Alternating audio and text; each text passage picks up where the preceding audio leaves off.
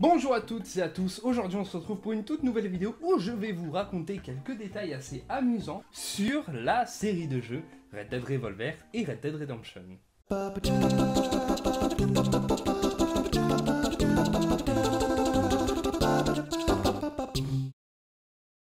Le premier jeu de cette saga n'est autre que Red Dead Revolver, sorti en juin 2004. Dans ce jeu, on incarne le personnage de Red Harlow, un orphelin assoiffé de vengeance qui deviendra par la suite un chasseur de primes. Eh bien, il s'avère que ce personnage est inspiré de l'homme sans nom, le personnage qu'incarne Clint Eastwood dans la trilogie du dollar.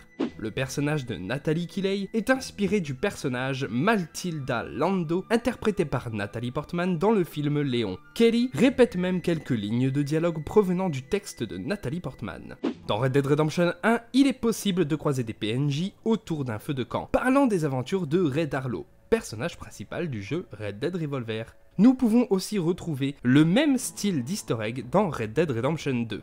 Dans l'effrayante ville de Tumbleweed, nous pouvons entendre un piano jouer tout seul dans un bar. Certains des bâtiments sont éclairés la nuit mais uniquement vus de l'extérieur. Mais ne vous y baladez pas trop souvent car en sortant de certains bâtiments, il est possible que vous retrouviez votre cheval mort. Dans la mission intitulée Je vous connais, nous pouvons rencontrer un personnage assez étrange vêtu d'un long chapeau et d'une moustache style Salvador Dali. Il existe plusieurs théories concernant cet homme. Serait-ce le diable? Serait-ce Dieu? Serait-ce la conscience de John Marston? Eh bien la théorie la plus répandue reste celle selon laquelle cet homme serait tout simplement une personnification de la mort.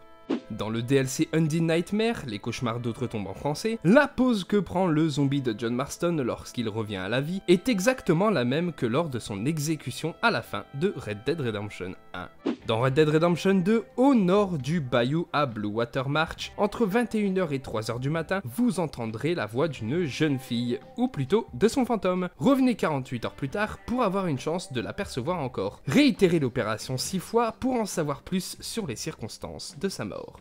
Il est possible dans la ville de Saint-Denis de croiser un vampire buvant le sang d'une de ses victimes. Pour cela, il vous suffira de résoudre 5 énigmes dispersées un peu partout dans la ville de Saint-Denis. Attention, si vous souhaitez le tuer pour récupérer sa dague, il faudra être très rapide. Cependant, si vous échouez, pas de panique, revenez la nuit suivante pour tenter à nouveau votre chance. Aux alentours de Rhodes, il est possible de rencontrer des membres du Ku Klux Klan en pleine réunion. Vous pouvez alors soit tirer dans le tas, soit attendre le lendemain pour les voir enflammer la croix maladroitement et prendre feu eux-mêmes. Dans les deux cas, vous obtiendrez un bonus de réputation. Dans un étang non loin de Saint-Denis, vous tomberez sur un certain Marko Dragic. Eh bien, ce personnage est en réalité basé sur Nikola Tesla, un ingénieur connu pour son implication dans le développement et l'adoption du courant alternatif. Au nord de Rhodes, à côté du panneau qui indique l'entrée de Lemoyne, dans les alentours de 3h du matin, il est possible de voir passer un train fantôme. Dans le même style, au nord d'Emerald Station, vers 2h du matin, il est possible de voir un vaisseau spatial s'envoler. Pour finir, après la fin du jeu, alors que vous incarnez John Marston, ce dernier se fait attaquer par des bandits. Parmi eux se trouve un personnage doublé par ni plus ni moins que Stephen Hogg, le doubleur de Trevor dans GTA V. Peut-être ont-ils un lien de parenté, qui sait. Donc voilà, sur ce, cette vidéo est terminée, j'espère qu'elle vous aura plu, et clairement, si c'est pas le cas, j'hésiterai pas à régler ce petit problème devant le saloon. Sur ce, à bientôt.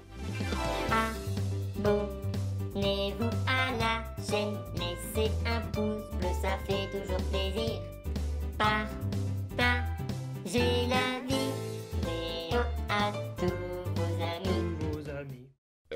Désolé.